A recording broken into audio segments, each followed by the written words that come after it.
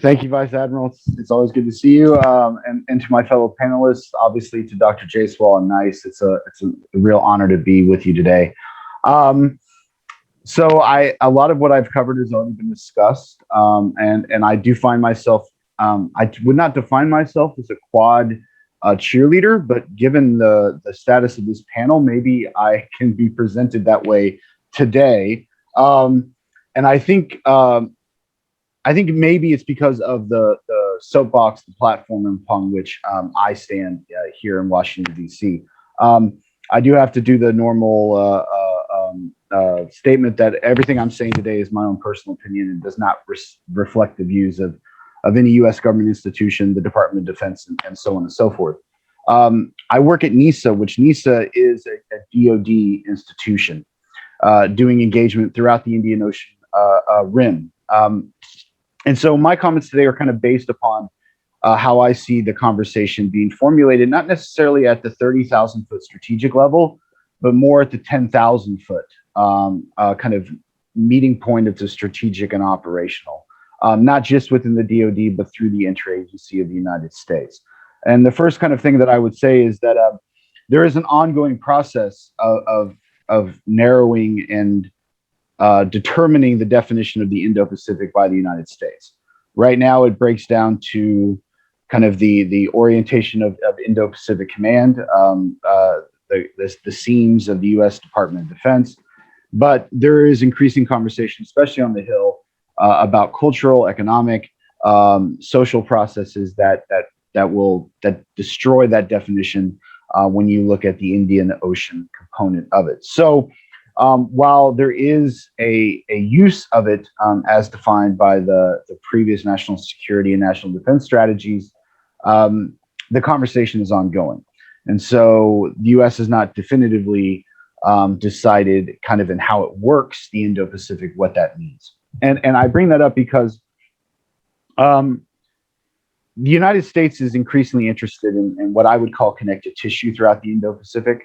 You can call that alliance building, you can call it partnership building, you can call it interoperability, whatever buzzword you want to use, but essentially understanding that there are a lot of existing connections between Indian Ocean regional states, Pacific littoral states that have nothing to do with the United States. And these are strengths and learning curves that the United States can interact with to gain a better understanding of what is now the primary focal point geographically for the United States government.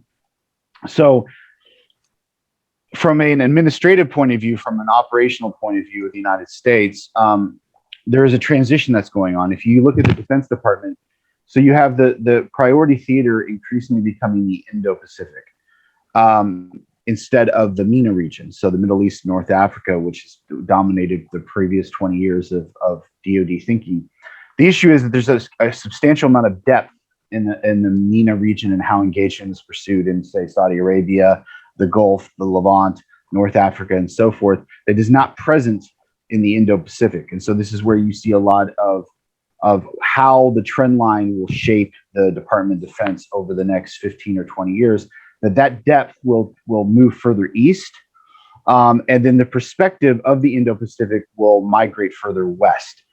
So this will help familiarize AFRICOM, CENTCOM, EUCOM with the understanding of what's going on in the Indo-Pacific. And likewise, the depth that has existed that is not present in the Indo-Pacific will migrate and be built in the Indo-Pacific. So that's something that I think is a logical data point, but is often not brought up.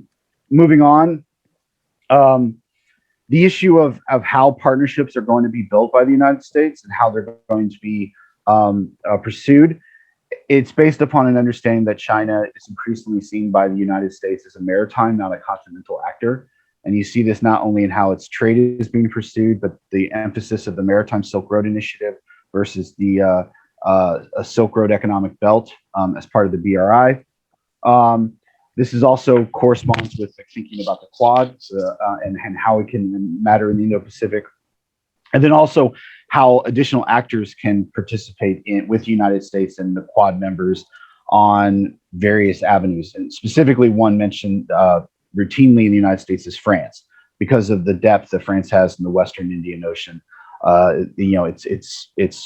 It's relationships, it's maritime familiarity, it's economic and cultural ties. All of that has a very big impact.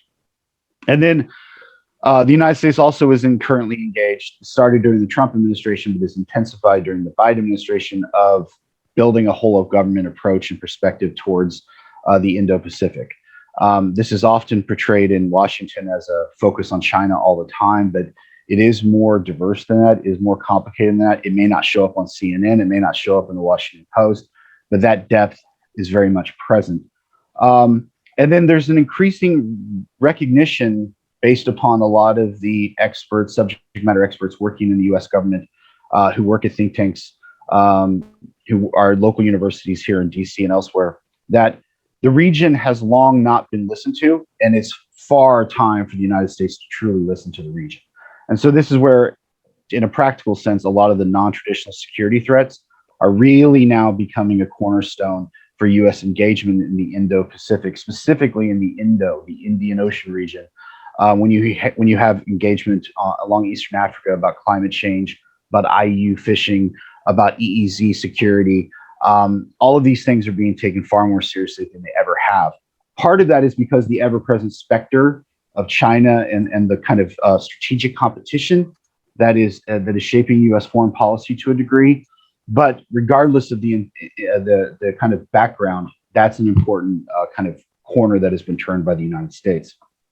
And then one thing I'll kind of conclude with is there's already been discussions of narratives, and I think that China has a narrative that has taken hold through its economic might. There's a narrative that is coming from our friends in India. There's a narrative from Japan. The U.S. narrative has been muddled and muffled, and I think part of the reason is some of the lessons learned during the 20 years of the kind of forever wars and countering violent extremist engagements that dominated military thinking.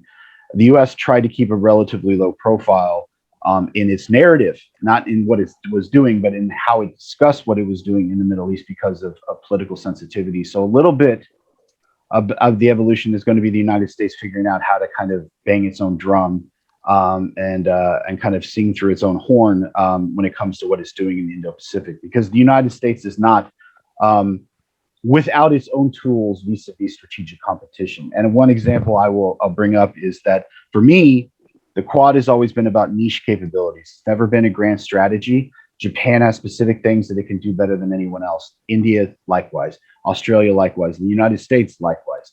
And it's coordinating all of those niche capabilities. One that the United States is very effective at, that we are increasingly discussing, is the fact of how data can be shared among littoral and regional states in the Indo-Pacific, because the issue now is we have too much data. It's not that we don't have enough, it's actually analyzing and compiling and processing that data.